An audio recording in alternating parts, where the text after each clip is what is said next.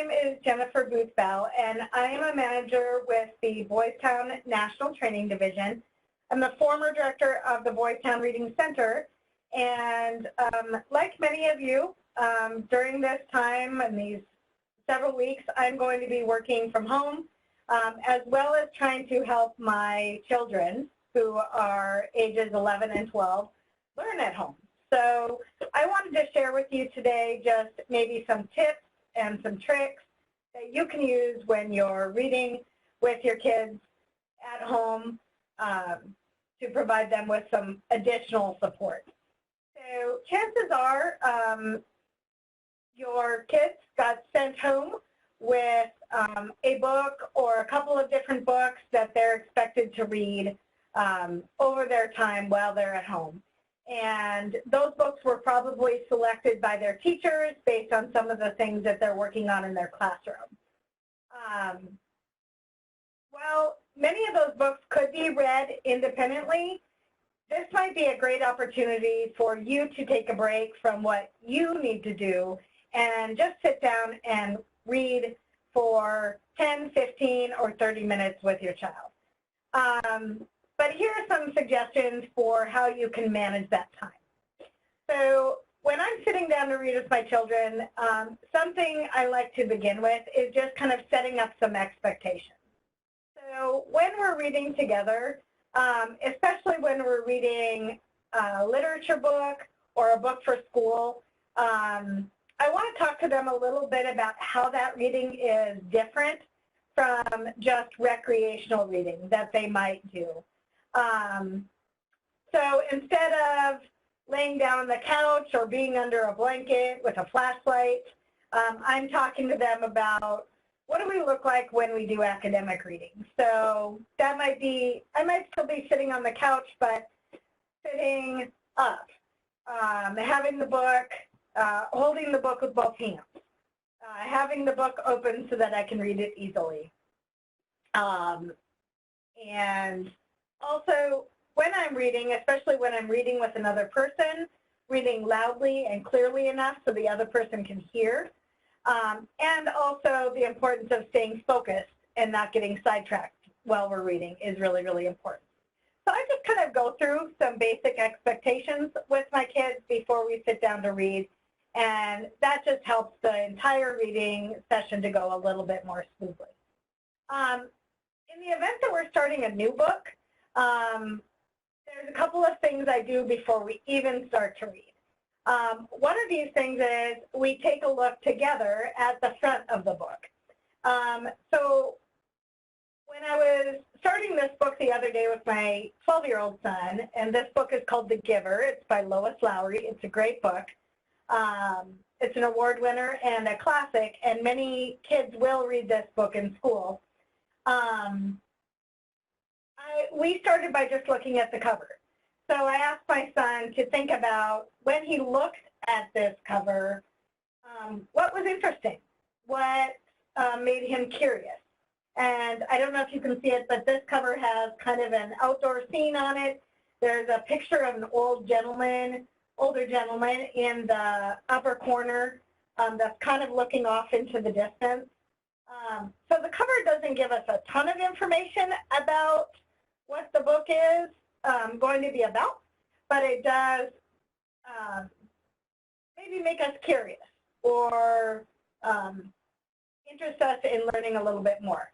So I asked my son to tell me, based on just looking at the cover, what do you think this book might be about? So I offered him an opportunity to make a prediction. So he did that, and he said that he thought it had something to do maybe with a man that was living in the woods. And then based on the title, The Giver, he said that he thought maybe it was about a man that goes and saves animals in the woods. So I thought that was a pretty reasonable prediction, so we left it at that. And then we turned to the back of the book. And so I asked my son if he would read out loud the little description on the back of the book. he didn't read the reviews or any of the author information, but just this little excerpt right here, which kind of gives us an idea of what the book is about. So he read it out loud, and then again I asked him, okay, so now you have a little bit more information about the book. Have your ideas or opinions or predictions that you made when you looked at the front changed at all? And he agreed that they had, and that he had a little bit more information, and he determined that the book was not about a man working with animals in a forest, but rather about a man who lived in a very controlled community. So we talked a little bit about that, and then we decided we wanted to learn even more about what was going on in the book. So we opened up to the first chapter and started reading. Before we started reading, I had actually kind of skimmed the first and second chapter, and I put these sticky notes next to or on some pages where I found some words that I thought maybe he wouldn't know, or maybe that were interesting. And we may not stop and talk about every interesting word in a book, but I usually try to find one or two words on each page that maybe we can stop and talk about. If I feel like there is some words that I need to talk about up front before we even start reading, then I do that. And that's called front-loading vocabulary. So it means talking about vocabulary words before reading so that when kids come across those words, they don't get stuck. So some of the words that I identified to talk about in this first chapter were words like fascinated, intrigued. A third word was obedient, ironic, grim, helpable. So those were all words that I had underlined in my text that I thought, well, maybe we'd want to stop and talk about as we went through it. Once we started, we just took turns reading. Depending on your child, if they're an avid reader and they read a lot, they might want to read entire paragraphs or entire pages before giving you an opportunity to read. But if your child is not a very confident reader or is a little more reluctant, you can break that up into some smaller sections, even just 5 to 7 lines. So have them read 5 or 7 actual lines of text, and then have them pass off to you, and you can read for the next 5 to 7 lines. The most important thing here is that you read as an equal amount to your child. It's really important for children to hear adults read fluidly and fluently with expression, and that provides them with an excellent model of what good reading sounds like. So if you can do that and help your child to hear that good reading, that is really, really beneficial for them. As you're reading, if your child comes to a word that he or she doesn't know, you might just want to take the opportunity to provide the pronunciation of that word for them. So you can give them the proper pronunciation and then ask them to repeat it. If you feel like they can give the word a try, then you might allow them to try to sound it out and then help them if they need additional support. Or you can sound it out together and try to figure out what the word means. Sometimes you come across words that neither of you know. And if that's the case, you can look it up in an online dictionary and look up the pronunciation. Dictionary.com actually has a little speaker you can click on, and that will actually pronounce the word for you once you type it in. So that might be a good option for you as well. Now, as you start reading, you're going to want to maybe write down some vocabulary words that you come across or some ideas that you come across that are interesting or different or that you might want to talk about after your reading session is over. So there was one part of the book, this book that I found where they were talking about, or they used the phrase, he will be released, or people being released from this community. And I wasn't quite sure what that meant, and I'm sure we'll discover that as we read, but it was something that I wanted to know my child's opinion about. So when we came across that phrase a few times in the book, I just stopped where we were, and I said, what do you think that means? And we talked about that. And right or wrong, we can talk about ideas or opinions, and then hopefully those questions that we have will be answered as we read along in the text. Another thing that we do, or that I try to do when I'm reading with my child, is just like every 1 or 2 pages between reading turns, I stop and kind of ask my child to summarize what we've read. So I might provide a summary if I feel like my child isn't fully comprehending what's going on, or I might ask them to do that. That entirely depends on your child's reading ability and how much they're truly understanding. They're more likely to comprehend a book that is at their independent reading level and that is not too challenging for them, so that's something to be aware of. When you finish your reading session, something to think about is just summarizing all of what you read during that time. Different kids, depending on how comfortable they are with reading, may have different degrees of what we call reading stamina. So reading stamina is just how long a student can read or a child can read before their brain gets tired. For some kids, that's 5 or 10 minutes. For some, they are more avid readers and they can read for a long period of time. So you kind of got to figure out for yourself and your child how much time you have to invest in a reading session.